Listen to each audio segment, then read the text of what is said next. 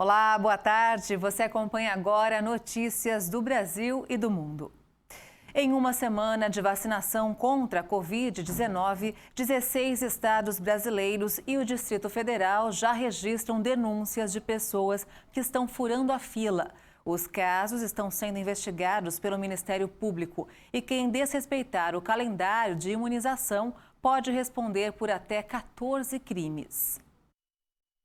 Um dos primeiros casos que causou indignação foi do fotógrafo da Prefeitura de Japi, no Agreste do Sertão.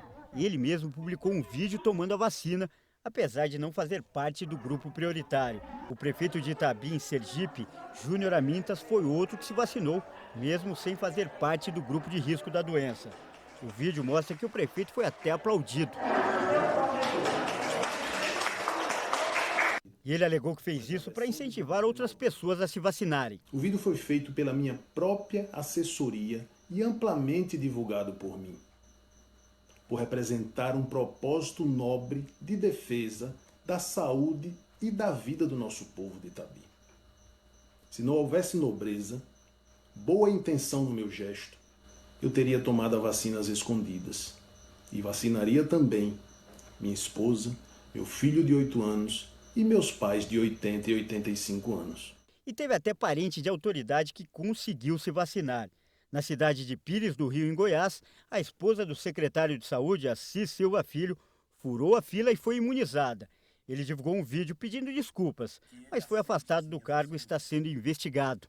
E foi com o intuito apenas de resguardar e preservar a saúde e a vida da mulher da minha vida. Em apenas uma semana de vacinação, já foram registradas denúncias de pessoas que furaram a fila em 16 estados e no Distrito Federal. Situação que causou indignação do vice-presidente da República, Hamilton Mourão. Isso aí denota uma falta de solidariedade, uma falta, de, vamos dizer assim, até de caráter de pessoa que faz isso. E essas denúncias estão sendo investigadas pelo Ministério Público de cada estado. Não existe uma lei específica para a vacina, mas os juristas fazem um alerta. Quem furar a fila pode responder por até 14 crimes, entre eles falsificação, dano qualificado e corrupção. E as penas variam desde multa até prisão. Ele pode cometer infração de medida sanitária do artigo 268 do Código Penal. Se ele destruir as vacinas porque ele é contra a vacina, ele pode cometer dano qualificado do artigo 63. A depender da situação, ele pode cometer corrupção passiva ou ativa, se ele solicitou ou se ele insistiu ou se ele ofereceu, depende da situação. Servidor público tem lá os crimes contra a administração pública cometidos por servidores públicos previstos no Código Penal. Além disso, pode ser abuso de autoridade, se valeu do cargo para tomar vacina na frente das demais pessoas. 3 projetos de lei foram protocolados no Senado Federal determinando a prisão de quem furar a fila para a vacina da Covid-19. As propostas devem ser discutidas a partir da semana que vem, quando a casa volta do recesso. Os projetos alteram o Código Penal e criam uma classificação específica para quem não respeitar a ordem de imunização. As penas previstas são de prisão e também a devolução do valor da vacina aos cofres públicos. Mas o advogado alerta que essas punições não valerão para os casos recentes. Quem já cometeu o delito anteriormente, aplica essa legislação vigente. Não posso ter uma lei penal para retroagir prejudicando as pessoas. Dali em vigor, entrou em vigor a nova lei, aplica-se a nova lei para as pessoas que cometeram os delitos. E além dos profissionais da saúde, os idosos também acabam sendo prejudicados. Pessoas como o seu José Ananias, que faz parte do grupo de risco. Tem que ter uma punição, não sei o que pode ser, mas tem que ter uma punição, porque o cara está passando na frente do pessoal do risco, de saúde, tudo. O pessoal precisa estar na frente e tomar a vacina primeiro. A gente tem que esperar com paciência, não dá para ficar furando fila. Está errado. E aos 67 anos é ele quem dá o exemplo. Diz que vai esperar com paciência até a vez dele chegar para se vacinar. Tem que esperar com paciência, sem problema nenhum, sem raiva nenhuma, porque a gente tem que esperar a vez da gente. Então, quando chegar na minha vez, eu vou e faço. O secretário de Saúde de Pires do Rio, Assis Silva Filho, que você viu na reportagem, deixou o cargo após a repercussão do caso. O Brasil proibiu a entrada de viajantes vindos da África do Sul para tentar impedir mais uma variante da Covid-19. E os passageiros do Reino Unido continuam sendo barrados aqui no Brasil. A portaria publicada em caráter temporário pelo governo proíbe voos internacionais com destino ao Brasil que tenham origem ou passagem pela África do Sul e também pelo Reino Unido.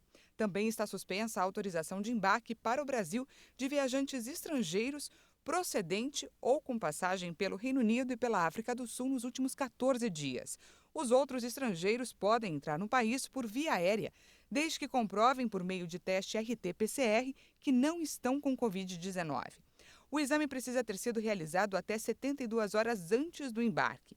Quem não cumprir com as regras estipuladas pela portaria estará sujeito à responsabilização civil, administrativa e penal, repatriação ou deportação imediata e inabilitação de pedido de refúgio. A portaria mantém ainda a restrição à entrada de estrangeiros de qualquer nacionalidade por rodovias, outros meios terrestres ou por rios e afins. Os paraguaios podem continuar entrando ao Brasil normalmente pelas rodovias.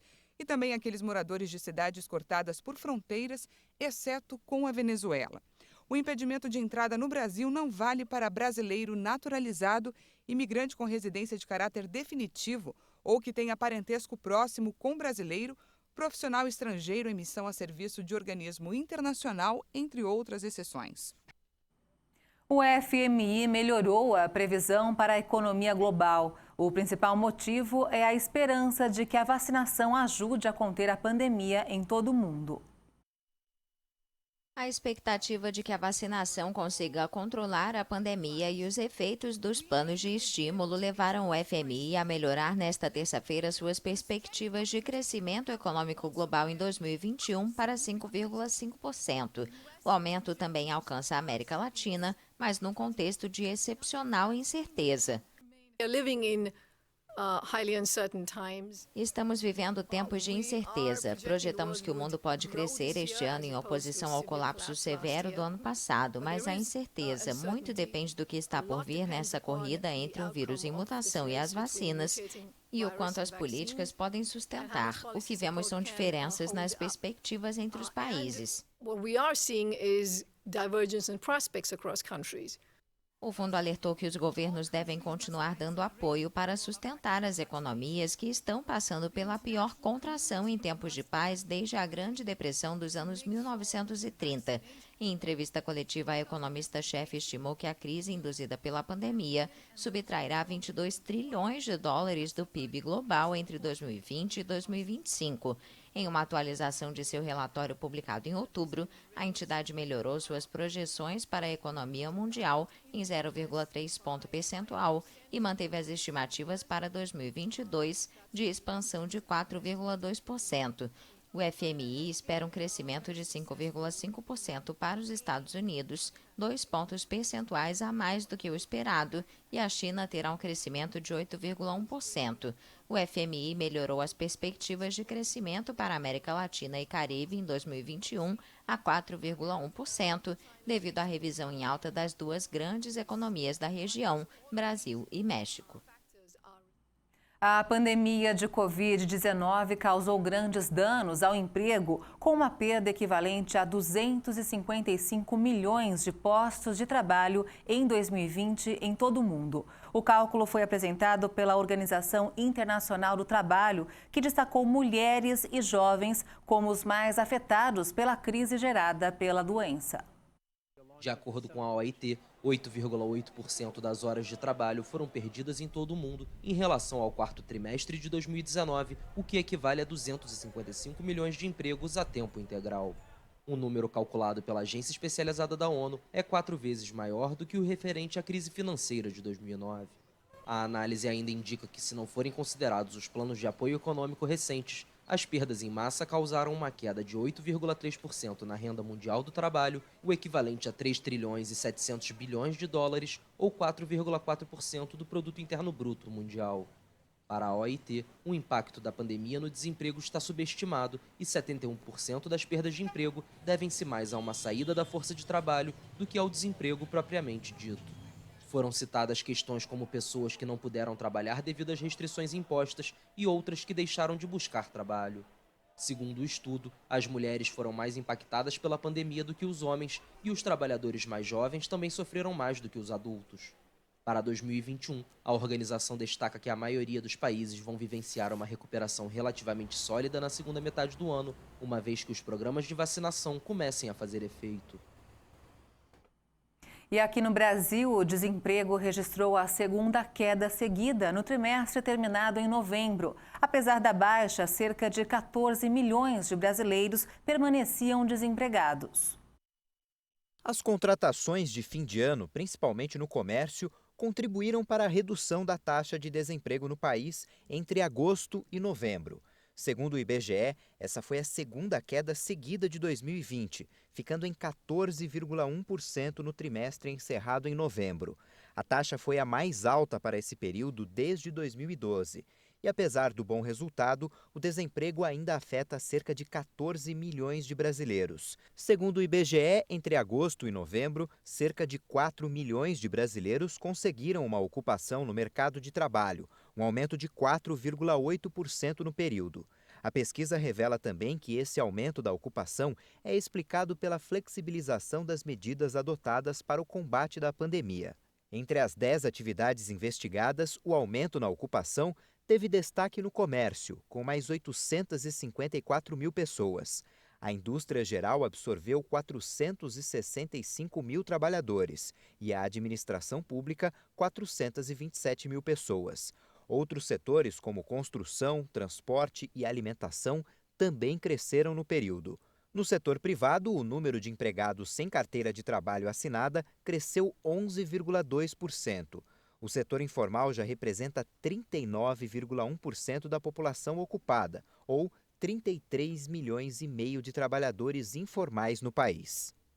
E segundo o CAGED, apesar da pandemia, em todo o ano passado, o Brasil gerou cerca de 143 mil postos de trabalho com carteira assinada. A ONG Oxfam publicou o relatório anual sobre desigualdades e considerou que as grandes fortunas do mundo saíram ilesas e até mais fortes da pandemia. A organização ainda renovou o apelo para a criação de impostos sobre a riqueza. No relatório anual sobre desigualdades, a ONG disse que em apenas 9 meses, as 1.000 maiores fortunas do mundo já haviam recuperado as perdas econômicas causadas pela pandemia. Ao mesmo tempo, os mais pobres precisariam de mais de 10 anos para se recuperar dos impactos econômicos da crise. A ONG também cita o Brasil como exemplo, onde negros têm 40% mais chances de morrer de Covid-19 do que brancos. O relatório anual da Oxfam foi publicado por ocasião do início do Fórum Econômico Mundial, que acontece virtualmente neste ano e não em Davos, na Suíça, como de costume. Em escala global, bilionários viram as fortunas aumentarem em um volume total de 3,9 trilhões de dólares entre 18 de março e 31 de dezembro. A ONG se baseia principalmente em dados da Forbes e do banco Credit Suisse. Estados Unidos, China e França registraram os avanços mais significativos. No país europeu, por exemplo, bilionários, entre eles Bernard Arnault, a terceira maior fortuna do mundo, ganharam cerca de 213 bilhões de dólares no período. Diante do aumento das desigualdades, a Oxfam apoia as propostas dos economistas Thomas Piketty e Gabriel Zucman em favor de um aumento de impostos para os mais ricos. E veja ainda nesta edição, um total de 28 trilhões de toneladas de gelo desapareceu da superfície da Terra, o pior cenário das últimas décadas. E ainda, em meio à pandemia, os colaboradores de limpeza se transformaram em verdadeiros heróis, fundamentais em tempos de emergência sanitária. Os detalhes você confere daqui a pouco. Até já!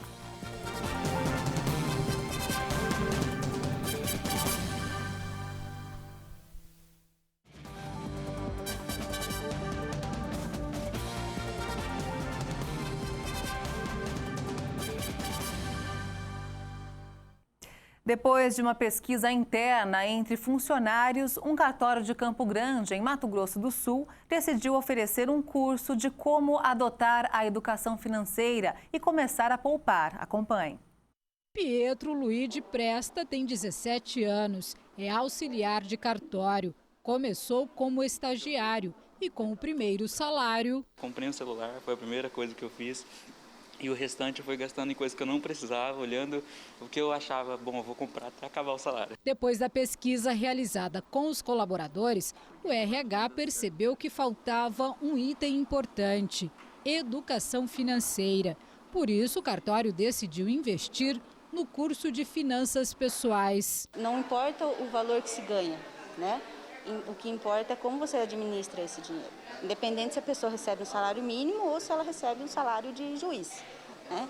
Então, se ela não administra bem as finanças dela, com certeza ela vai viver endividada. O tema do curso é Meu Salário, Minhas Regras. São orientações baseadas em planejamento, com metas objetivas tanto para o campo pessoal quanto profissional, traçadas de forma concreta e não apenas emocionais. O curso online tem uma linguagem simples e descontraída. Se você matou sim para a maioria dessas perguntas, então você está no lugar certo. Mesmo sendo à distância, a mediação é presencial com atividades intercaladas. É muito dinâmica, é bem assertiva, desenvolver os colaboradores para que eles possam ter possibilidade de conquistar suas metas, seus sonhos. Depois que Pietro foi efetivado, percebeu a importância de poupar e pensar em sonhos maiores. O meu maior desejo é ter realmente o carro próprio, né, e a casa própria. Uma tradicional rede de lojas de videogames nos Estados Unidos ganhou destaque no mercado de ações do país. Mas os especialistas estão preocupados com o movimento que provocou essa valorização. Com um modelo de negócios considerado arcaico, com a preferência por mídia digital, a GameStop começou a enfrentar dificuldades financeiras. Já era prevista a desvalorização das ações e a venda dos papéis da tradicional rede de lojas. Foi então que um fórum de discussão criou um movimento onde pequenos investidores fizeram a ação da GameStop disparar na Bolsa de Valores. A compra em massa de ações fez com que os papéis fossem valorizados, o que prejudicou quem apostava contra a empresa. Imagine você que uma ação dessa empresa, no final de dezembro, valia em torno de $19. E nesta semana, após avançar em 130% no pregão de quarta-feira, os papéis da GameStop escalaram mais de 40% no pré-mercado de Wall Street nesta quinta, chegando a ultrapassar a cotação de $500. Os investidores que se mobilizaram para comprar as ações fizeram isso com um único objetivo: desafiar os analistas das firmas poderosas de Wall Street. Grupos organizados compram ações de outras empresas em dificuldade para prejudicar investidores que tentam ganhar com a queda dos papéis. Imagine se essa moda pega. E olha só, o trabalho de limpeza se tornou ainda mais importante durante a pandemia. Na luta contra um inimigo invisível que já levou mais de 2 milhões de vidas em todo o mundo, os colaboradores de limpeza são heróis em tempos de emergência sanitária. A rotina de Isabela como faxineira de um asilo em Berlim se tornou muito mais cansativa durante a pandemia. Além de tirar o pó, esfregar e limpar, ela agora precisa desinfetar corrimãos, botões, interruptores e outras superfícies todos os dias para ajudar a conter a propagação de Covid-19. Wir muss jetzt mehr beobachten. Das alles ist besser gemacht als vorher. Precisamos estar mais atentos, fazer melhor do que antes. Temos que trabalhar com máscaras e fica muito difícil de respirar. P2-Maske, natürlich mit die Maske ist sehr schwer arbeiten, ist schwer zu atmen. Os lares de idosos foram atingidos de forma particularmente dura pela pandemia na Alemanha, com mais de 900 surtos até agora. Isabela faz teste de coronavírus 2 vezes por semana para evitar a disseminação neste asilo em Berlim. Mas, apesar de todo o trabalho duro, ela se sente mais valorizada do que nunca, principalmente pelos idosos que moram na casa.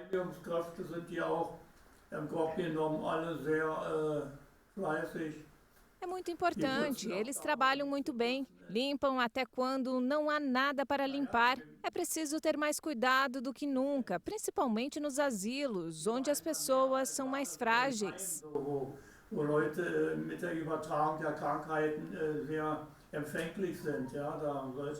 Os funcionários da limpeza em hospitais e lares de idosos foram incluídos em um programa do governo alemão para conceder bônus em dinheiro aos que trabalharam mais durante a pandemia. Um total de 28 trilhões de toneladas de gelo desapareceu da superfície da Terra. O ritmo do degelo aumentou 65% entre 1994 e 2017. As informações são de um estudo da Universidade de Leeds. O degelo acelerou com muita força nas últimas 3 décadas e seguiu os piores cenários previstos, o que contribuiu para uma perigosa elevação dos oceanos. O ritmo do degelo aumentou 65% entre 1994 e 2017, de acordo com um estudo baseado em observações por satélite publicado na revista The Cryosphere. Um total de 28 trilhões de toneladas de gelo desapareceu, o equivalente a uma calota de 100 metros de espessura que cobriria todo o Reino Unido. O ritmo de fusão do gelo aumentou de 800 bilhões de toneladas por ano na década de 1990 para 1,3 trilhão de toneladas anuais em 2017. As maiores perdas são no Oceano Ártico, com 7,6 trilhões de toneladas, e no Antártico, com 6 trilhões e meio. Os degelos contribuíram indiretamente para um aumento global do nível do mar de 35 milímetros. Em meados de janeiro, as Nações Unidas alertaram que o mundo caminha para um aquecimento global catastrófico no século XXI, depois de registrar em 2020 o ano mais quente do mundo ao lado de 2016. O presidente dos Estados Unidos, Joe Biden, retomou uma antiga tradição na Casa Branca, levar cachorros para morar lá. 2 já estão instalados no local, olha só. Os 2 cachorros do presidente Joe Biden, Champ e Major, já estão na Casa Branca, retomando uma longa tradição nos Estados Unidos que foi interrompida durante o governo de Donald Trump. Segundo os assessores, Champ gostou de sua nova poltrona perto da lareira. Major adora correr no Jardim Sul. A família Obama, que ficou 8 anos na Casa Branca, tinha como mascote o cão português Bo. O presidente Bush tinha Barney, um terrier escocês. Donald Trump, conhecido por sua fobia aos germes, rompeu com essa tradição presidencial e com muitas outras, e nunca teve um mascote na Casa Branca. E essa edição termina aqui. Você acompanha outras informações durante a nossa programação. E se quiser rever as nossas reportagens, é só acessar o canal HIT Notícias no YouTube. Obrigada pela sua companhia e um excelente sábado para você. Tchau.